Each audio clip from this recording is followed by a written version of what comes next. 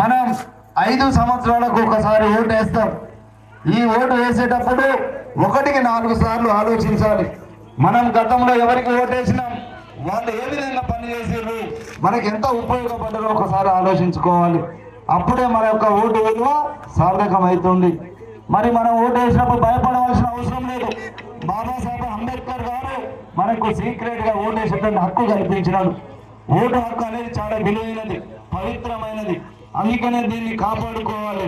కానీ ఈరోజు దురదృష్టవశాత్తు కోమటిరెడ్డి వెంకటరెడ్డి లాంటి వాళ్ళు, భూపాల్ రెడ్డి లాంటి వాళ్ళు డబ్బులతోటి ఓట్లు కొనాలని చూస్తూ ఉన్నారు. ఆ ఓటుకు విలువను పోగొడుతూ ఉన్నారు. ఒకప్పుడు భీమిరెడ్డి నరసింహారెడ్డి, ధర్మభిక్షం లాంటి మహానుభావులు ఉండే నాయకులు. కానీ ఇవాళ బ్రదర్స్ రాజకీయాలు మనకు వచ్చినాయి. Kancharla brothers, Komatireddy brothers, గుట్టా brothers. ఏంది మనకి యొక్క శాపం అని అడుగుతా ఉన్నాం. మరి ఆనాడు మాధవరెడ్డి గారు ఉన్నప్పుడు జరిగిన అభివృద్ధి తప్ప ఈ నల్గొండ నియోజకవర్గానికి ఇంకోటి జరగలే. ఆనాడు తెలుగుదేశం పార్టీ హయాంలోనే ఎస్ఎల్బిసి సొరం మనకు వచ్చినది. కాబట్టి మరి ఒక్కసారి ఆలోచించాలి. అది మనకి ఇబ్బంది అవుతుంది. మరి మాత్రం చాలా అభివృద్ధులు వెనుకబడ్డది. ఎందుకు వెనుకబడ్డది? మరి ఇటు పక్క మహబూబ్ నగర్ చూసినా, అటు కరీంనగర్ చూసినా, ఖమ్మం చూసినా ఏదైనా నల్గొండ కంటే బ్రహ్మాండంగా ఉన్నది. ఇవాళ కేసీఆర్ దగ్గర కరీంనగర్ జిల్లాకు పోతే రోడ్లన్నీ కూడా 4 వరుసలు, 2 వరుసలు, డబుల్ రోడ్లు తల మెరిసిపోతూ ఉంటాయి. మన దగ్గర చూడండి, రోడ్లు ధరేష్పురం నల్గొండకు పోవాలంటే రోడ్లు ఎంతల కుంతలమయమైనవి. కాబట్టి ఇవాళ అభివృద్ధి మొత్తం కరీంనగర్ ఉత్తర తెలంగాణలో ఉన్నది. దక్షిణ తెలంగాణని చాలా అన్యాయం చేస్తూ ఉన్నారు. మరి మన నల్గొండలో ఎందుకు వెనుకబడ్డదంటే, మన నల్గొండలో గెలిచినటువంటి ఎమ్మెల్యేలు కేవలం డబ్బులు సంపాదనే తప్ప వాళ్ళకు మన సమస్యలు పట్టలేదు. నేను అడుగుతా ఉన్నా, కోమటిరెడ్డి వెంకటరెడ్డిని 4 సార్లు గెలిపించినాం. 20 సంవత్సరాలు ఎమ్మెల్యేగా ఉన్నాడు. ఇవాళ ఒకటే చెప్తా ఉన్నా, ఒక జిల్లా కేంద్రంలో 20 సంవత్సరాలు ఎమ్మెల్యేగా ఉండే అదృష్టం ఎవరికి రాదు. కానీ వెంకటరెడ్డి ఏం చేసిండు? ఏమన్నా చేసిండా? ఉంటే ఎవరినైనా చెప్పమనండి. ఇవాళ నల్లగొండకు అన్యాయం చేసిండు తప్ప లాభం చేయలే. ఇవాళ మంత్రిగా ఉన్న వెంకటరెడ్డి మనకి ఏం చేయనోడు, మళ్ళీ ఏం చేస్తాడో మనం ఆలోచించాలి. ఇవాళ 5 సంవత్సరాల క్రితం ఓడిపోతే మనల్ని ఒక్కసారి ఓడిస్తే ఇల్లు కాలేసి భువనగిరికి పారిపోయిండు. మరి ఇవాళ భువనగిరికి పోయిన వెంకటరెడ్డి ఇవాళ మళ్ళీ 5 ఏళ్ల తర్వాత భూపాల్ రెడ్డికి పేరు పోయింది. టీఆర్ఎస్ గెలవదు కాబట్టి మళ్ళీ గెలవాలని ఇక్కడికి వస్తూ ఉన్నాడు. నేను అడుగుతున్నా, వెంకటరెడ్డి నీకు 4 సార్లు గెలిపిస్తే ప్రజలు ఒక్కసారి ఓడగొడితే మరి అటే పోయినావు అంటే నీకు ప్రజల మీద ప్రేమ కంటే పదవి మీద మోజు ఉందని చెప్పేసి కూడా తెలియజేస్తా ఉన్నాం. మీరు చూడండి, ఇవాళ భూపాల్ రెడ్డి ఎమ్మెల్యే ఉన్నాడు. ఆనాడు ఏమన్నాడమ్మా, వెంకటరెడ్డి 20 సంవత్సరాలు ఎమ్మెల్యే ఉన్నాడు, ఏమీ చేయలే, ఆయన షెడిలా ఉన్నాడు, షెడి పోతే తప్ప నేను ఒక్కసారి వస్తే అభివృద్ధి చేస్తా అన్నాడు. ఇవాళ మీరు అందరూ కూడా ఒక్కసారి ఆలోచించండి. భూపాల్ రెడ్డి వచ్చిన తర్వాత మనం ముందుకు పోయిన మా నల్గొండ అభివృద్ధి వెనక్కిపోయింది ఆలోచించాలి. భూపాల్ రెడ్డి ఏమైనా అందుబాటులో ఉన్నాడా? ఏం సాధించిండో చెప్తా అన్నా. ఇవాళ భూపాల్ రెడ్డి కానీ వెంకటరెడ్డి కానీ ఈ విధంగా నా లెక్క ఇంటింటికి తిరిగే దమ్ము ధైర్యం ఇవాళ లేదు. కేవలం లీడర్లని కొనుగోలు అన్నట్ల పశువుల లెక్క కొంటుండు. లీడర్లను కొంటే లీడర్లే ఓట్లు ఇస్తారంటుండు. కానీ ఒకటే చెప్తా ఉన్నా, వెంకటరెడ్డి కానీ భూపాల్ రెడ్డి కానీ మీరు రాజకీయాలను భ్రష్టు పట్టిస్తా ఉన్నారు. నేను మార్పు తేవడం కోసమే ఇక్కడికి వచ్చిన. అందుకనే తప్పకుండా మీ ఆశీర్వాదంతో ఇవాళ నల్లగొండలో మనం గెలవబోతా ఉన్నాం. వెంకటరెడ్డి భూపాల్ రెడ్డికి బుద్ధి చెబుతాం. వాళ్ళు ఇక్కడ నల్లగొండ వదిలిపెట్టి పోయే పరిస్థితి వచ్చింది. ఇవాళ వెంకటరెడ్డి భూపాల్ రెడ్డి మన నల్లగొండ బిడ్డలు కాదు, నగరకల నియోజకవర్గం అయినా మనం ఆదరించడం, అభిమానించడం, గెలిపిస్తే మనకు మాత్రం ఏమి చేయలే. ఇవాళ మీరు అన్నారు, ఇవాళ సోదరుడు చెప్పిండు, భూపాల్ రెడ్డి ఏమో సార్ అనాలట, వెంకటరెడ్డి ఏమో ఏమరా అంటాడు. ఇవాళ నేను అడుగుతున్నా, వెంకటరెడ్డిని మీ ఎంతమందికి తెలుసు మీకు అని? వెంకటరెడ్డి దగ్గరికి మనం డైరెక్ట్ పోగలుగుతామా అని? కాబట్టి సోదరులారా ఒకసారి ఆలోచించండి. మీ పక్క ఊరి బిడ్డను మీ కళ్ళ ముందు పెరిగిన వాడిని కాబట్టి నాకు తెలుసు ఈ నల్లగొండలో ఏమి సమస్యలు ఉన్నాయో తెలుసు, ఎట్లా అభివృద్ధి చేయాలో తెలుసు. ఇవాళ నేను అడుగుతా ఉన్నా, ఇక్కడ పైనవారి నుంచి అనంతరం పోయే బ్రిడ్జి కావాలి. ఎప్పటి నుంచో మీరు కోరుకుంటున్నారు. ఇవాళ మరి గూడెం పోవాలంటే బ్రిడ్జి కావాలని చాలా మంది అడుగుతా ఉన్నారు. కానీ ఆ బ్రిడ్జి ఎప్పుడైనా అయిందా? వెంకటరెడ్డి ఎందుకు చేయలేదు? 20 సంవత్సరాలు ఉన్న వెంకటరెడ్డి చేయకపోయా. 5 సంవత్సరాల అధికారంలో ఉండి మరి ఎమ్మెల్యే ఉన్న భూపాలరెడ్డి చేయకపోయా. ఇది ఎంతవరకు న్యాయం ఆలోచించండి. అదే నేను ఎమ్మెల్యేనైతే ఈ సమస్య ఉంటుందా నేను అడుగుతా ఉన్నాను. నేను అయిన వెంటనే ఇది సంవత్సరం లోపల మీ బ్రిడ్జ్ కంప్లీట్ చేసే బాధ్యత నాదని తెలియజేస్తా ఉన్నాను. ఎందుకంటే ఒకటి ఆలోచించాలి, ఎవరికైనా స్వార్థం ఉంటుంది. ఇది నా ఊరు నా మండలం అని నాకు కూడా ఉంటుంది. ఇవాళ వెంకరెడ్డికి ఏముంది, ఆయన మండలం గురించి ఆలోచిస్తుండు. మీ అందరికీ తెలుసు, మనకి ఎస్ఎల్బిసి ద్వారా నీళ్ళు వస్తే మన దగ్గర చిన్న చిన్న తోములు పెట్టిండు. మన దగ్గర నీళ్లు మన ఆయన బీరలన్న ప్రాజెక్టు తీసుకుపోతా ఉన్నాడు. మీరు అందరూ నిజంగా ఆలోచించండి. వెంకరెడ్డి 5 ఏళ్ళల్లో ఎప్పుడన్నా నల్లగొండకు వచ్చిందా? కనీసం కరోనా సమయంలో వచ్చిందా? రాలేదు. మళ్ళీ ఆయన ముఖ్యమంత్రి దగ్గర పోయిండు, ప్రధానమంత్రి దగ్గర పోయిండు. ఎప్పుడైనా నల్గొండ గురించి ఏమైనా అడిగిందా? మనకు ఎస్ఎల్బిసి సొరంగ మార్గం అందరిలో మీరు ఆలోచించండి. 1000 కోట్లు పెడితే ఎస్ఎల్బిసి సొరంగ మార్గం అయిపోతుంది. ఎందుకు సొరంగ మార్గం వల్ల లాభం ఏంటంటే కృష్ణా నదిలో తక్కువ నీళ్లున్నా సొరంగ మార్గం ద్వారా వస్తే మన పంటలకు పొలాలకు నీళ్లు వస్తాయి. అవునా కదన్నా? కానీ మరి సొరంగ మార్గం గురించి 1000 కోట్లు తేలి అసమర్థుడు కోమటిరెడ్డి వెంకరెడ్డి మనకు అవసరమా? కానీ నేను గెలిస్తే కేంద్రంలో నరేంద్ర మోడీ గారి ప్రభుత్వం ఉంది కాబట్టి, అది బీజేపీ ప్రభుత్వం కాబట్టి తప్పకుండా 1000 కోట్లు తెచ్చి వెంకరెడ్డి భూపాలరెడ్డితో కలిసి నేను చేసి చూపిస్తానని కూడా తెలియజేస్తా ఉన్నాను. వెంకరెడ్డి భూపాలరెడ్డి కంటే మనం ఏమీ తక్కువ కాదు. వాళ్ళకంటే అనుభవం ఎక్కువ ఉంది, వాళ్ళకంటే ఎక్కువ చదువుకున్నాను. నేను చిన్నప్పటి నుంచి రాజకీయాలు తిరుగుతున్నాను కాబట్టి సోదరులారా, ఈ నల్లగొండలో ఏ సమస్య వచ్చినా పరిష్కరించే శక్తి నాకుంది. ఈనాడు నేను కూడా చెప్తున్న సగర్వంగా, నల్లగొండలో కరోనా సమయంలో ఏ భూపాలరెడ్డి వెంకరెడ్డి తిరగలేదు.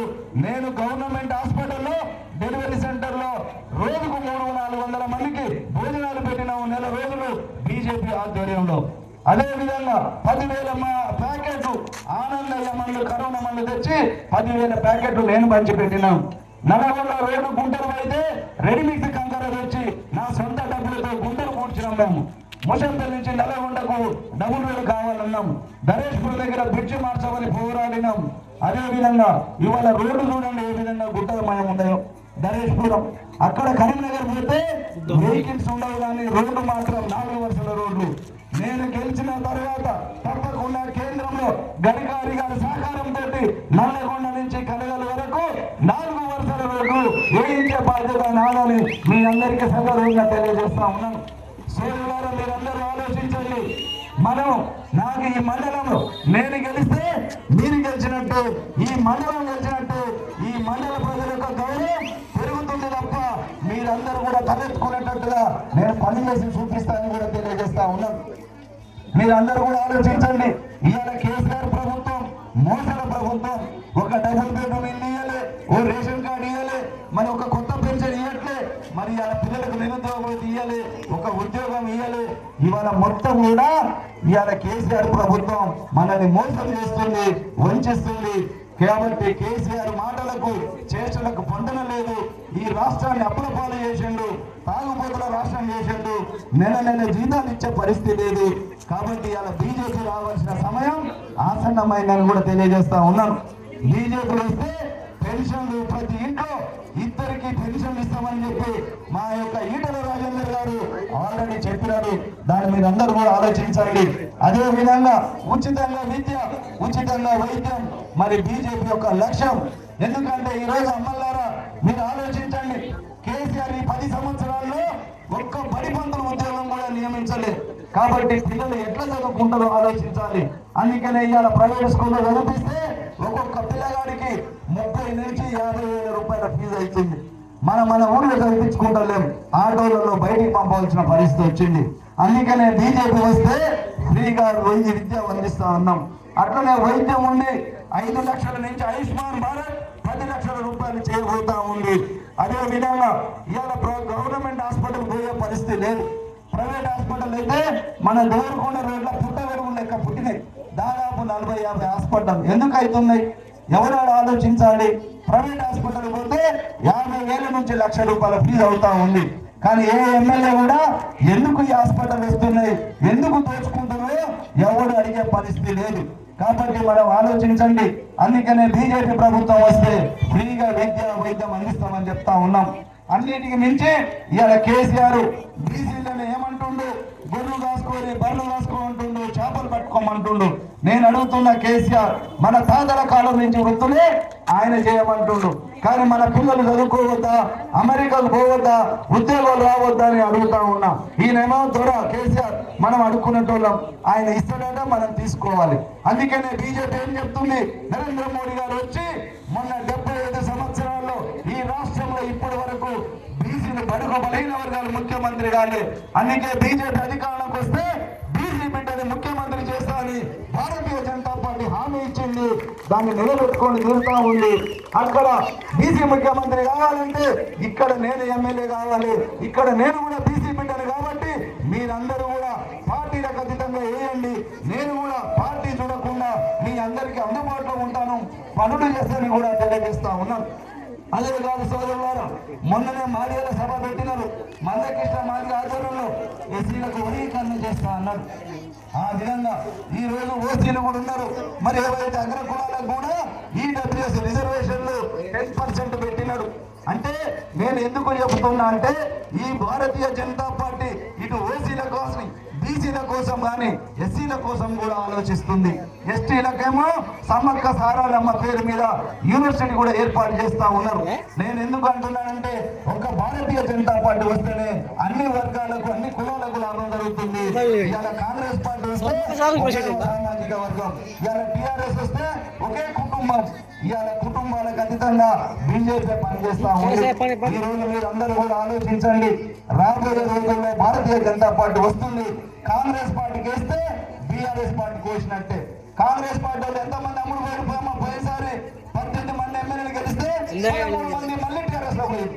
ఇవాళ మీరు అందరూ అనుకుంటున్నారు కేసీఆర్ ఇక వద్దు, ఆయనకు సెలవు ఇద్దాం, బీఆర్ఎస్ పార్టీ పని అయిపోయింది అనేది నిర్ణయానికి అయితే మీరు వచ్చారు. అవునా కదా? కేసీఆర్ యుద్ధాన్ని ప్రతి అక్క నిర్ణయించుకుంది. కానీ దయచేసి చెప్తున్నా, మళ్ళీ కాంగ్రెస్ వైపు చూడకండి. కాంగ్రెస్ మొత్తం అవినీతిమయం. వెంకటరెడ్డి ఏం మాట్లాడుతుందో తెలియదు. ఇవాళ ఆయన మన తెలంగాణకు ఒక కేపాల్ లాంటి వాడు అయ్యిండు. రోజుకు ఆయనకు మధ్య దొరికింది ఒక విధంగా. ఎందుకంటే ఇవాళ మాట్లాడతాడు, రేపు మాట్లాడతాడు. ఆయనే పగటి కళలు అంటున్నాడు నేనే ముఖ్యమంత్రి అని. ఎవరు చెప్పరు ఆయన గురించి, సొంత డబ్బు ఆలే పెట్టుకుంటారు. ఇవాళ వెంకరెడ్డి పని అయిపోయింది. ఇదే చివరి ఎన్నికలు. వెంకటరెడ్డి ఎంత చేసినా, ఎన్ని డబ్బులు పెట్టినా వెంకటరెడ్డి ఓడిపోయేది ఖాయం. ఎందుకంటే ప్రజలు అర్థం చేసుకున్నారు, తెలంగాణ బిడ్డలు చైతన్యం వాళ్ళు డబ్బులతో ఎన్నడూ కొనలేడు. ఇవాళ వెంకటరెడ్డి డబ్బులతో రాబోతా ఉన్నాడు. మరి భూపాల్ రెడ్డి ఏమో అధికారం అహంకారంతో వస్తున్నాడు. అందుకనే మీరు అందరికీ బుద్ధి చెప్పండి. ఇవాళ వాళ్ళు ఇచ్చే డబ్బులు తీసుకోమని చెప్పండి ఊర్లో. ఎందుకంటే ఆ డబ్బులు వెంకటరెడ్డి వాళ్ళ తాత సంపాదించిన భూములన్నీ మనకి ఇవ్వట్లేదు. భూపాల్ రెడ్డి వాళ్ళ ఊరుమండలికి వెళ్ళి తెచ్చి పెట్టట్లేదు. మన దగ్గర సంపాదించుకున్న డబ్బులే. కాబట్టి అందరూ కూడా డబ్బులు తీసుకోండి. ఓటు మాత్రం కమలం పువ్వు గుర్తుకు ఓటు వేసి వాళ్ళకు బుద్ధి వచ్చేటట్టుగా, చెప్పుతో కొట్టేట్టుగా, డబ్బులతో మనతో కొనలేరని మేము తెలియకల్లా వాళ్ళమని ఒకసారి గెలిపించండి. ఇక్కడ నేను గెలిస్తే తప్పకుండా తెలంగాణలో నా గెలుపు చరిత్ర సృష్టిస్తుంది. ఇక్కడ గెలుపు ఇవాళ హైదరాబాద్ లో చర్చ అవుతుంది. వెంకటరెడ్డి మీద శ్రీనివాస్ గౌడ్ అనే వ్యక్తి గెలిచి తీరుతాడు. మీ అందరి ఆశీస్సులతోటి, మీ సహకారంతో రాజకీయాలు ఏదైనా సాధ్యమే. వెంకటరెడ్డి ఒక లెక్కన వెంకటరెడ్డి వాళ్ళ నాయకుడు రాహుల్ గాంధీ అమెరికా ఓడిపోయి కేరళ పారిపోయిండు. అందుకనే కాంగ్రెస్ కంచుకోట అమెరికా పోయినట్టు రాహుల్ గాంధీ కూడా ఇక్కడ ఓడిపోయేది తథ్యం. మరి ఇలా వెంకటరెడ్డి కూడా ఇక్కడ ఓడిపోతాం, మళ్ళీ భువనగిరికి పారిపోతాం. ఇక ఉండేటోడు కాదు. ఇక మరి భూపాల్ రెడ్డి ఓడిపోతే ఉరుమట్ల పోతాడు. కానీ నేను మాత్రం ఇక్కడే ఉంటా, మీ బిడ్డగా. కాబట్టి మీరందరూ కూడా మరి పార్టీలు చూడకుండా బీజేపీకి ఓటేయండి. నేను కూడా పార్టీలకు అతీతంగా పనిచేస్తానని చెప్పి తెలియజేస్తూ ఈ అవకాశం ఇచ్చిన మీ అందరికీ కూడా పేరు పేరున ధన్యవాదాలు తెలియజేస్తా ఉన్నాను. మరి ఇంతసేపు ఇక్కడ ఉండి మరి నా ఓట్లుగా నా మాటలన్నీ విన్నందుకు మీరు తప్పకుండా మరి బీజేపీ యొక్క గుర్తు కమలం గుర్తుకు ఓటేసి నన్ను గెలిపిస్తారని ఆశిస్తూ సెలవు తీసుకుంటున్నాను. జై హింద్, భారత్ మాతాకి జై.